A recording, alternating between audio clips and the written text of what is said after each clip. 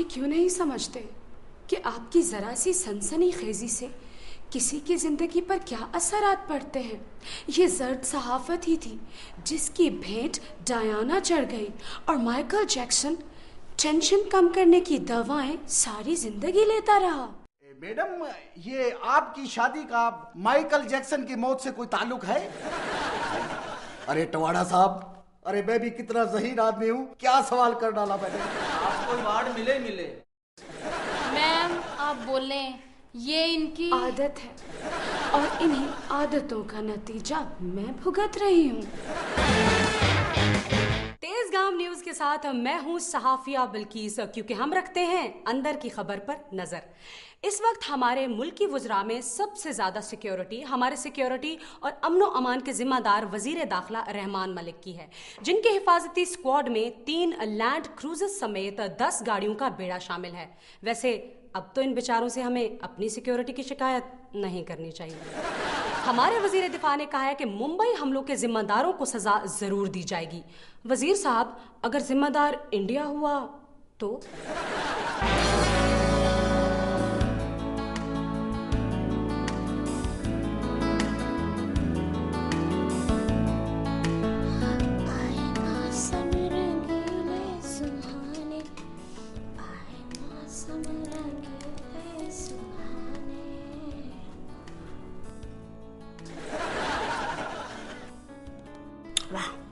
मजा आ गया।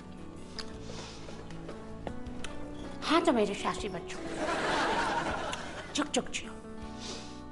पिछले जुम्मे को मैं बहुत खुश थी।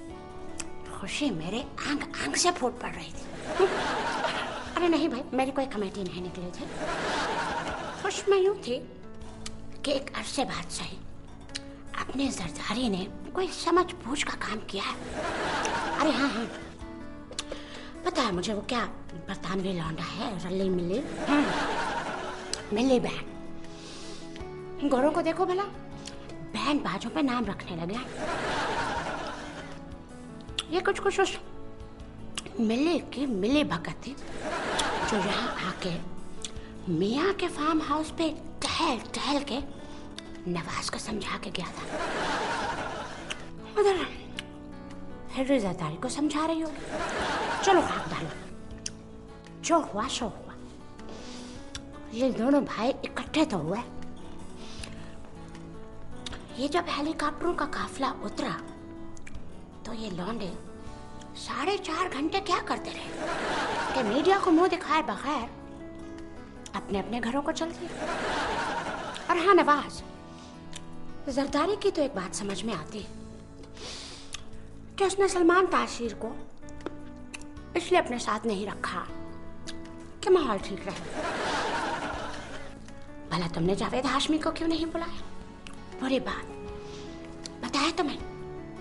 जब तुम सऊदी अरब में बैठे पल पल गिन रहे थे तो यही एक लौंडा था जो तुम्हारा नाम ले रहा था और उसकी सजा भुगत रहा था। अरे ऐसा क्या गजब हो गया कि उसने सराय के सूबे की बात कर ली। अरे सूबे का भोला शाम को घर वापस आ ही जाता है। तो तुम हमजा को लाओगे, लाओ, मगर अपने साथ जावेद हाशमी को भी रखो। यहाँ वक्त बदलते देर नहीं लगती मियाँ। और तुम्हारी जमात में से पहले ही एक जमात निकल चुकी है जो अलग अंडे बच्चे दिए जा रही है। भाई मैं तो खुदा लगती कहूँ, तुम दोनों ने कौन सा मुझे सफीर बना देना है? तुम दोनों के मुज़ाकरात मुझे तो पाकिस्तान इंडिया जैसे लगते हैं जो साल हर साल चलने के बाद इस नतीजे पर खत्म हो जाते हैं कि हमने तय किया कि आइंदा मुज़ाकरात जारी रखे जाएं। साल भर क्या शतरंज खेलते रहे। हाँ जरदारी मियाँ, ये इस तरह से तस्वीरें उतरवाने का वक्त गुजर गया। अब तुम सचमुच के मुज़ाकरात करो वरना पानी सर से गुजर जाएगा। मिल बैठो, लोगों के मसाइल हल करो वरना इन मसाइल में खुद हल हो जाओगे। हाँ भाई, हाँ वो आप ही का काम है समझाना, बाकी तुम बच्चों की मर्जी।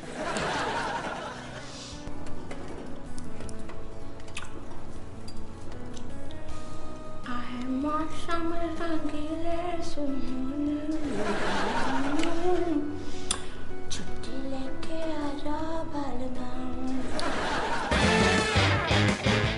सियासी हलके 5 मुस्लिम लीगी अरकान के स्कैंडल्स के मंजर आम पर आने के बाद बाकी के लिए बेताबी से मुंतजिर हैं। खबर है नवाज जरदारी की हालिया मुलाकात के दौरान दोनों फरीकैन के दरमियान एक तहरीरी मुआहिदा भी तय पाया है, जिसे मीडिया के सामने नहीं लाया गया। जाहिर है कौन यकीन करता। मिस, हमने ये सुना है कि इससे पहले शोबिज के किसी उभरते हुए हीरो ने आपको प्रपोज किया था, और वो अभी तक उभर ही रहा है।